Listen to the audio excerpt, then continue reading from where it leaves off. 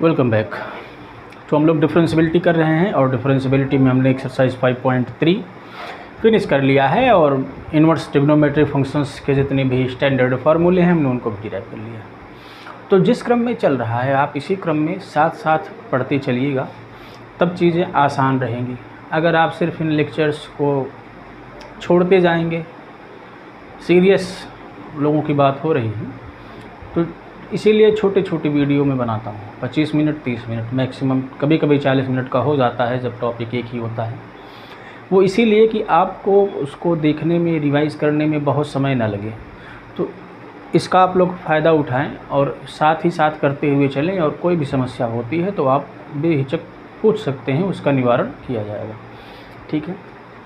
तो अगला, जैसा कि हमने कहा था कि जो अगला टॉपिक होगा हमारा, वो ऐसे फंक्शंस का डेरिवेटिव निकालना जिनमें एक्सपोनेंशियल और लॉग आते हैं। और इसका हम लोगों ने बेसिक फार्मूला जो है वो डिराइव कर लिया था। एक बार और देख लेते हैं। वहाँ पर जब डिराइव किया था हो सकता है आपको कम समझ में आया हो, क्योंकि वो y का फंक्शन dy/dx कहाँ से आता है, इन सब को हमने स्टार बना के छोड़ दिया था। कहा था कि बाद में कभी डिस्कस होगा। तो एक बार हम लोग छोटा सा फार्मूला एक्सपोनेंशियल का और लॉग का दोनों का देख लेते हैं, देखते हैं क्या होता है। ठीक, उसको भूल जाइए कि वहाँ डिराइव किया था, फिर से आप उसको करते हैं यहाँ पे हम लोग आके। तो जैसे हमारा पहला फंक्शन था, मान लीजिए y बराबर e⁻x। ठीक, नेचुरल एक्सपोनेंशियल है। ठीक है, e एक फिक्स कांस्टेंट है, उसकी पावर x है। अब जो एक्सपोनेंशियल फंक्शन है और जो लॉगरिथमिक फंक्शन है, तो एज ए फंक्शन उनको प्रीवियस लेक्चर में बहुत डिटेल में डिस्कस किया गया है। तो उसको आप एक बार ज़रूर देख लीजिएगा, तब इसके यहाँ पर इसके डेरिवेटिव की बात आप देखिएगा तो ज़्यादा समझ में आएगा। तो अगर y बराबर e⁻x है और हमें dy/dx निकालना है, तो हम लोगों ने इसका तरीका क्या देखा था कि हम दोनों साइड में log ले लेंगे। ठीक है, log y और ये हो जाएगा x। एक्सपोनेंशियल में नेचुरल log लेना है जिसका बेस e हो, e। ठीक, ये आ जाएगा। log लेने पर जो पावर होती है वो आगे आ जाती है और log इस पर लग जाता है। तो दोनों साइड log लेने पर ये बन गया था, वहाँ भी हमने देखा था, यहाँ भी हमने देखा। अब जब दोनों चीज़ें सेम होती हैं, जिस पर log लगा है और जो बेस है, अगर दोनों सेम है तो इसकी वैल्यू 1 हो जाती है। तो यहाँ से हमें क्या मिल गया कि log y to the base e is equal to x into 1 means x। इसके बाद हमने क्या किया था, दोनों साइड को डिफ्रेंशिएट कर दिया था x के रिस्पेक्ट में, differentiating with respect to x। यहाँ से हमें क्या मिला था, log x का हमने देखा था क्या होता है 1/x, तो यहाँ पर है 1/y। ठीक है, log के डेरिवेटिव का हम लोग यूज़ कर रहे हैं, तो 1/y। और जब y का फंक्शन आता है तो क्या आता है dy/dx। अब ये बात आपको समझ में आ रही होगी कहाँ से dy/dx आता है, और x का क्या हो जाएगा 1। तो यहाँ से हमें dy/dx क्या मिल गया, मीन्स हमारे फंक्शन का जो डेरिवेटिव है वो क्या आ गया, y को क्रॉस मल्टीप्लाई कर देंगे, y आ गया। और y हमारा क्या है e⁻x। तो इस तरह से ये क्या डिराइव हुआ, यहाँ से कौन सा फार्मूला बना कि e⁻x का अगर हम डेरिवेटिव करेंगे तो e⁻x ही आएगा, कोई भी चेंज नहीं होगा, कोई भी चेंज नहीं होगा। ठीक, चलिए इसी को थोड़ा सा और हम लोग जनरलाइज करते हैं। मान लीजिए e⁻x ना हो के हमें दे दी e⁻ax, उसके साथ कोई कांस्टेंट भी मल्टीप्लाई में आ जाए, मीन्स ऐसा कुछ हो जाए फंक्शन y बराबर e⁻ax where a is a constant. ठीक है, कोई कांस्टेंट मल्टीप्लाई में है। तो ऐसी स्थिति में क्या होगा भाई, हम इसको e⁻x की तरह ही देखेंगे, चेन रूल लगाएंगे।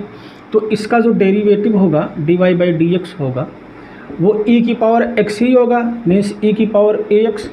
अब चेन रूल क्या कहता है, जिसको x की तरह देखेंगे उसके डेरिवेटिव से मल्टीप्लाई करेंगे।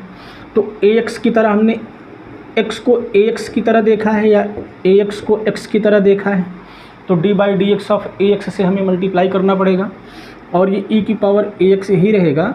और a कांस्टेंट है तो मल्टीप्लाई में है, बाहर आ जाएगा, a यहाँ आ जाएगा और x का जो डेरिवेटिव है वो 1 हो जाएगा। तो e⁻ax का जो डेरिवेटिव आया उसमें कुछ भी अंतर नहीं है। क्या डिफरेंस है, सिर्फ कि e⁻ax ही होगा, बस जो कांस्टेंट है वो आगे आ जाएगा। ठीक, इसको ऐसे आप याद रखिएगा तो क्वेश्चन लगाने में जल्दी होगी। ठीक है, जो कांस्टेंट मल्टीप्लाई होगा वो आगे आ जाएगा। अगर मान लीजिए यही ऐसे होता, ई मान लीजिए ए प्लस एक्स होता, केस है ऐसे कई सारे क्वेश्चंस बन सकते हैं। तो देखिए इसका हम लोग डेरिवेटिव करते तो e की पावर a प्लस एक्स ही आता, उसके बाद इसको हमने x माना है, इसके डेरिवेटिव से मल्टीप्लाई करते तो a का डेरिवेटिव 0 हो जाता, x का 1 हो जाता, तो सिर्फ यही आता, कोई भी डिफरेंस ना आता। e की पावर a प्लस एक्स का भी e की पावर a प्लस एक्स ही आएगा। ठीक, तो कांस्टेंट कौन सा बाहर आ रहा है, जो मल्टीप्लाई में है।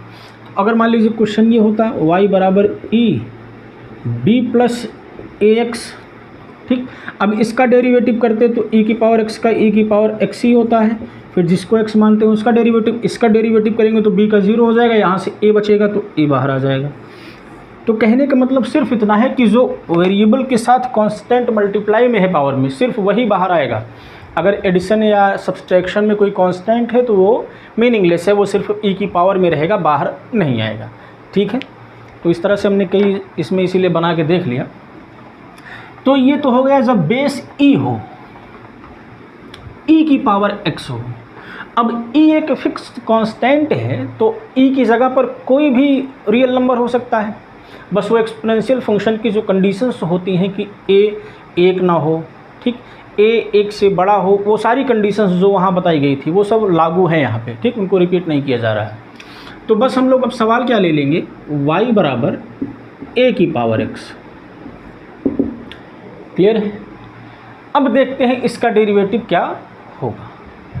प्रोसीजर वही होगा, दोनों साइड में पहले हम लॉग लेंगे। चलिए लॉग ले लेते हैं, और कौन सा लॉग लेंगे, नेचुरल लॉग लेंगे जिसका बेस e हो। तो log y to the base e क्या आ जाएगा, x आगे आ जाएगा, और log a to the base e। अब देखिए वहाँ पर log e base e equal बना था तो हमने उसकी वैल्यू 1 किया था, लेकिन यहाँ पर 1 नहीं है क्योंकि दोनों अलग अलग हैं। तो यहाँ पर log जो a लिखा हुआ है टू द बेस e वो एक कांस्टेंट है, डिफ्रेंशिएट करेंगे तो वो x के साथ मल्टीप्लाई में है तो बाहर आ जाएगा, कोई फ़र्क नहीं पड़ेगा। तो अगर हम लोग यहाँ से डिफ्रेंशिएट करें x के रिस्पेक्ट में तो log y का 1/y, और y का फंक्शन है तो dy बाई dx आ जाएगा, dy बाई dx। ठीक, बराबर क्या होगा, अब ये कांस्टेंट है मल्टीप्लाई में है, बाहर हो जाएगा, और x का जो डेरिवेटिव है वो 1 हो जाएगा। तो ये हमें मिल गया। तो यहाँ से जो dy बाई dx आएगा, dy बाई dx यहाँ से जो आएगा क्या हो जाएगा, log a to the base e, तो ऐसे ही रहेगा, y या के क्रॉस मल्टीप्लाई होगा, और y हमारा क्या है, a की पावर x है। तो a की पावर x का जो डेरिवेटिव आएगा वो a की power x into log a to the base e। इस बात को आपको याद रखना है। ठीक, ये फार्मूला स्टैंडर्ड है। चलिए, तो इन जनरल हमारा एक्सपोनेंशियल फंक्शन का जो डेरिवेशन है वो हो गया। अब आते हैं लॉगरिथमिक फंक्शन पे। दो फार्मूला हमारे पास तैयार हैं, कौन सा, कि d by d x of e की पावर x, ये क्या होगा, e की पावर x ही होगा। और अगर हम बात करें d by d x a की पावर x की, तो ये क्या हो जाएगा, a की power x into log a to the base e into में, इनका दो का हमने डेरिवेशन कर लिया। अब बात करनी है लॉगरिथमिक फंक्शन की।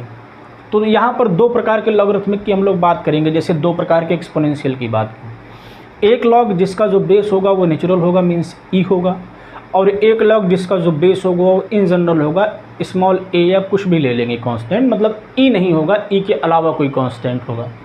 तो चलिए पहला केस लेते हैं। अगर जो फंक्शन दिया है वो log x to the base e है, मीन्स वो नेचुरल लॉग है, तब हम लोग देखते हैं। चलिए, हमें पता है प्रॉपर्टी से लॉग के कि log a बेस b बराबर c अगर लिखा है, पहले भी हमने बताया इसको, तो जो a बराबर होता है वो b की पावर c हो जाता है। ठीक, इसका हमें यूज़ करना है। तो यहाँ पर देखिए log x to the base e दे रखा है, तो x बराबर क्या हो जाएगा, e की पावर y हो जाएगा। ठीक है, तो यहाँ आप देख रहे होंगे कि एक्सपोनेंशियल वाले में उसके डेरिवेटिव को निकालने में लॉग का यूज़ होता है और लॉग को निकालने में एक्सपोनेंशियल का यूज़ होगा। ठीक है, तो कम से कम एक के बारे में आपको पता होना चाहिए, तब आप दूसरा भूल सकते हैं, ताकि आप उसको डिराइव कर लें। तो यहाँ से x बराबर e की पावर y आ गया। अब हम एक्सपोनेंशियल फंक्शन का डेरिवेटिव निकालना जानते हैं, तो क्या कर देंगे, x के रिस्पेक्ट में डिफ्रेंशिएट कर देंगे, differentiating with respect to x। तो क्या होगा, x का डेरिवेटिव 1 हो जाएगा। हमें पता है e की पावर x का डेरिवेटिव e की पावर x, तो यहाँ पर y है तो e की पावर y, और y का फंक्शन है तो क्या आ जाएगा, dy बाई dx मिल जाएगा। तो यहाँ से dy बाई dx की वैल्यू क्या आ गई, 1 अपॉन e की पावर y, ठीक। और e की पावर y क्या है, x है, तो यहाँ से क्या मिल गया, 1 बाई x। तो dy बाई dx क्या मिल गया, 1 बाई x। इसका मतलब क्या हुआ कि अगर log x लिखा हुआ है और बेस नेचुरल है, ध्यान रहे कि जब नेचुरल log होता है तो कभी कभी e लिखता है या कभी कभी बेस को absent कर देता है, मतलब कुछ भी नहीं लिखा रहेगा। तो इसका मतलब क्या होगा कि जो log है वो नेचुरल log है, बेस e है उसका। तो जब भी ऐसा होगा तो उसका जो डेरिवेटिव होगा वो सिर्फ क्या हो जाएगा, 1 बाई x हो जाएगा, ठीक। अब इन जनरल लेके देखते हैं, हम यहाँ पर e की जगह पर कोई जनरल लॉग कर देते हैं, a कर देते हैं, तब देखते हैं क्या फ़र्क आएगा। यहाँ पर a हो गया, ठीक। तो अब x बराबर क्या मिल जाएगा, a की पावर y मिल जाएगा।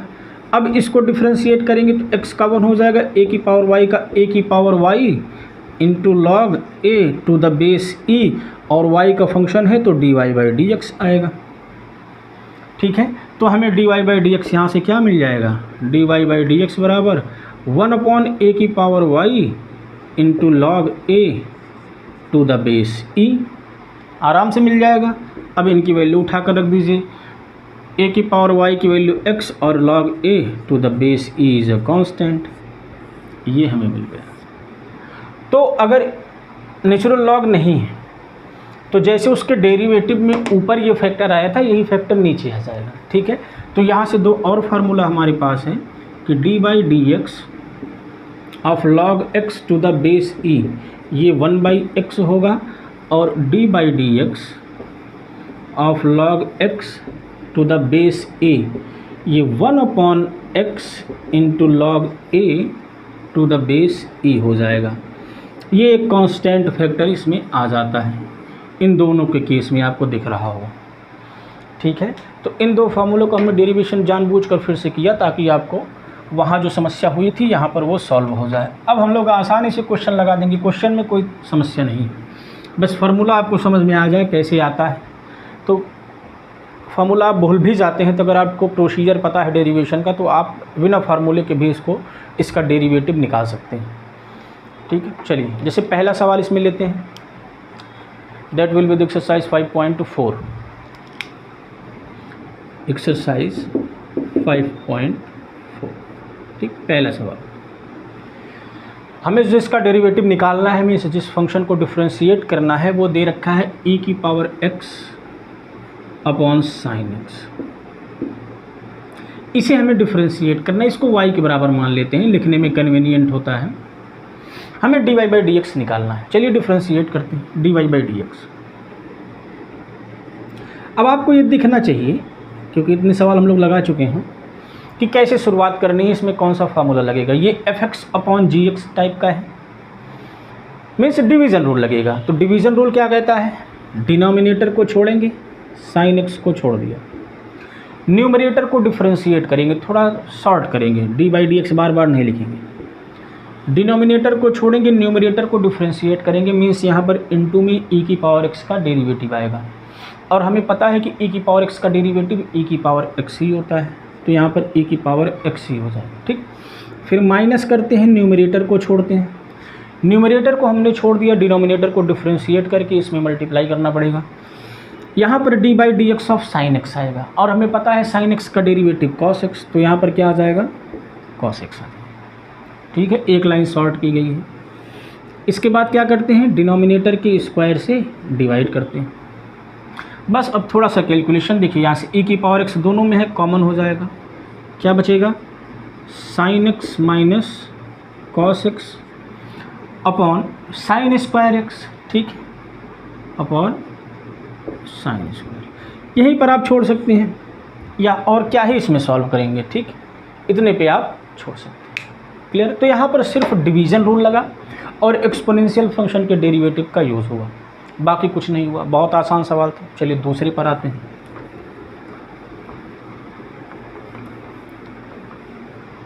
सेकेंड क्वेश्चन, e की पावर साइन इनवर्स x, जो y बराबर दिया है e की पावर साइन इनवर्स x। तो चेन रूल हमें पता है तो कोई समस्या नहीं है भाई। इसको हम e की पावर x की तरह देखेंगे, और e की पावर x का डेरिवेटिव क्या होता है, e की पावर x ही होता है। तो e की पावर साइन इनवर्स x हो जाएगा। बात सही है।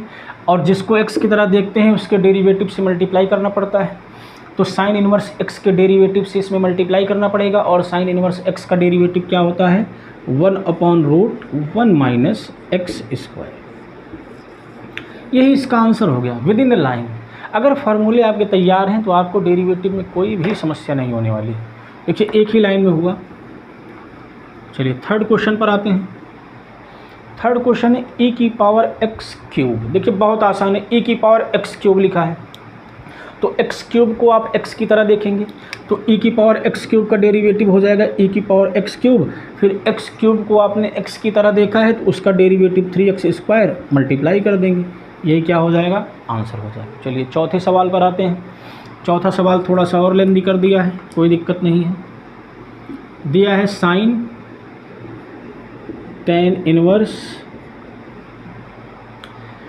e की पावर माइनस एक्स, ठीक, ऐसे लिखा हुआ है, कोई दिक्कत नहीं। साइन बाहर है, बाकी सबको x मानना है, तो इसको y के बराबर अगर हम माने तो dy/dx यहाँ से क्या आ जाएगा, साइन x का डेरिवेटिव cos x, तो cos टेन इनवर्स e की पावर माइनस एक्स, ठीक। फिर जिसको x माना है उसके डेरिवेटिव से मल्टीप्लाई करना है, मीन्स यहाँ पर dy/dx क्या करना पड़ेगा, dy/dx टेन इनवर्स e की पावर माइनस एक्स, ठीक है। इसका काम तो हो गया जी, अब ऐसे ही चलेगा, इसमें कोई चेंज नहीं होने वाला है। टेन इनवर्स e की पावर माइनस एक्स, देखिए टेन इनवर्स x e की पावर माइनस एक्स को फिर से हमें कैसे देखना पड़ेगा, x की तरह देखना पड़ेगा, दोबारा चेन रूल लगाना है। तो टेन इनवर्स x का 1/1 प्लस एक्स स्क्वायर, x की जगह पर क्या है, e की पावर माइनस एक्स का स्क्वायर e की पावर माइनस 2x, ठीक। अब यहाँ पर फिर हमें किसी फंक्शन को x की तरह देखना पड़ा है तो उसके डेरिवेटिव से हमें मल्टीप्लाई करना पड़ेगा। क्लियर है। तो अब ये दोनों टर्म ऐसे ही आएंगे, इसमें कोई डिफरेंस नहीं होगा। यहाँ आप लिख लीजिएगा e की पावर माइनस एक्स का डेरिवेटिव e की पावर ax का क्या होता है, a बाहर आ जाता है, e की पावर ax रहता है, a की जगह पर -1 है तो माइनस बाहर आ जाएगा, e की पावर माइनस एक्स, तो यहाँ पर माइनस हो जाएगा, ठीक, बस ये आ जाएगा। तो आपको 2 बार चेन रूल लगाना पड़ा, बाकी कुछ खास बात नहीं थी। चलिए आते हैं 5वें सवाल पे।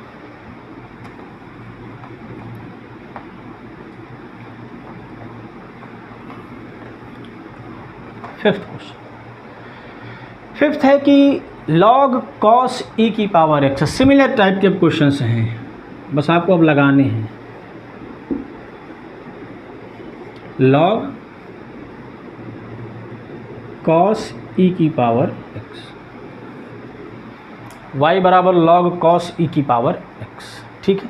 चलिए log बाहर है, देखिए यहाँ पर कुछ नहीं लगा है बेस में, मतलब नेचुरल होगा, तो dy/dx करेंगे तो log नेचुरल का क्या हो जाता है, 1/x हो जाता है।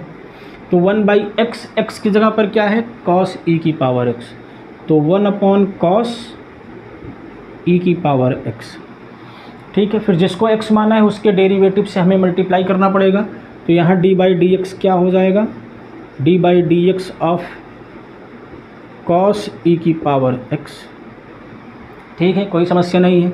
अब ये टर्म तो ऐसे ही चलेगा, 1/cos e की पावर x, देखिए cos e की पावर x मतलब cos जिस पर अप्लाई होता है वो फंक्शन e की पावर x, तो cos x का derivative minus sine x, x की जगह पर क्या है, e की पावर x, फिर e की पावर x को हमने x माना, तो e की पावर x का डेरिवेटिव से मल्टीप्लाई करना पड़ेगा और e की पावर x का डेरिवेटिव e की पावर x, ये इसका आंसर हो जाएगा। बस चेन रूल फार्मूला यही अप्लाई हो रहा, बाकी कुछ अब रह नहीं गया है डेरिवेटिव में। बस चेन रूल जिसको समझ में आ जाए कि कैसे अप्लाई करना है, कहाँ अप्लाई करना है, सबसे ज़रूरी बात ये। चलिए आते हैं 6th नंबर।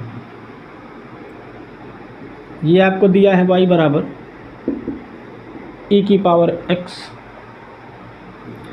प्लस e की पावर x स्क्वायर, ऐसे ही x cube dot dot dot बढ़ता जाएगा, ये e की पावर x की पावर 5, ये निकालना है। ठीक, चलिए डिफ्रेंशिएट करते हैं। अब जो डेरिवेटिव होता है वो लीनियर ऑपरेटर होता है, बात हो चुकी है, मीन्स वो अलग अलग पर अप्लाई हो जाता है। तो यहाँ अप्लाई होगा तो e की पावर x का डेरिवेटिव e की पावर x ही रहेगा, कोई चेंज नहीं होगा। देखिए यहाँ पर अप्लाई होगा तो e की पावर x स्क्वायर का e की पावर x स्क्वायर होगा, साथ में x स्क्वायर के डेरिवेटिव से मल्टीप्लाई करना पड़ेगा, तो x स्क्वायर का डेरिवेटिव 2x, तो यहाँ पर क्या आ जाएगा 2x e की पावर x स्क्वायर। अब यहाँ पर देखिए e की पावर x क्यूब होता तो x क्यूब का डेरिवेटिव 3x स्क्वायर और e की पावर x क्यूब का e की पावर x क्यूब ही होता। फिर क्या आता e की पावर x4, तो x की पावर 4 का हो जाता 4x क्यूब और e की पावर x की पावर 4 का डेरिवेटिव x की पावर 4 होता। और लास्ट में ये टर्म है तो x की पावर 5 का डेरिवेटिव 5x की पावर 4 और e की पावर x की पावर 5। बस यही आंसर हो गया। अब इसमें क्या ही सॉल्व करेंगे, ठीक है, इतने पे आप छोड़ सकते हैं। चलिए 7वें सवाल पर आते हैं। 7th क्वेश्चन, रूट y बराबर रूट e की पावर रूट x, ऐसा लिखा हुआ है, कोई दिक्कत नहीं। इसको हम कैसे लिख सकते हैं, e की पावर रूट x की पावर 1/2, समथिंग की पावर 1/2, x की पावर 1/2, पूरे को x की तरह देखेंगे, dy/dx निकालना है, तो x की पावर n का nx की पावर n-1 पावर आगे आ जाती है और पावर में से 1 घट जाता है। ठीक है, तो क्या हो जाएगा 1/2 आगे आएगा और पावर में से 1 क्या हो जाएगा, माइनस हो जाएगा। अब इसको हमने x की तरह देखा है तो इसमें हमें मल्टीप्लाई करना पड़ेगा किससे, d/dx ऑफ e की पावर रूट x से। ठीक, चलिए आगे बढ़ते हैं। 1/2, अब ये तो सिर्फ पावर -1/2 हो जाएगी, उसको ला के नीचे लिख देंगे तो रूट e की पावर रूट x आ जाएगा इनटू, ठीक, इसको ठीक से 1/, है इनटू e की पावर रूट x का, तो इसको x की तरह देखना है रूट x को, तो e की पावर x का डेरिवेटिव e की पावर x। अब फिर यहाँ पर रूट x के डेरिवेटिव से मल्टीप्लाई करना पड़ेगा और रूट x का डेरिवेटिव क्या होता है 1/2 रूट x। भाई x को उसको पावर 1/2 समझ के फिर पावर आगे लेंगे, 1 घटाएंगे, तो ऐसे जैसे ये हुआ ऐसे ये हो जाएगा, यही इसका आंसर हो जाएगा। बात क्लियर हो रही होगी। चलिए अगले सवाल पर आते हैं, 8th क्वेश्चन पे।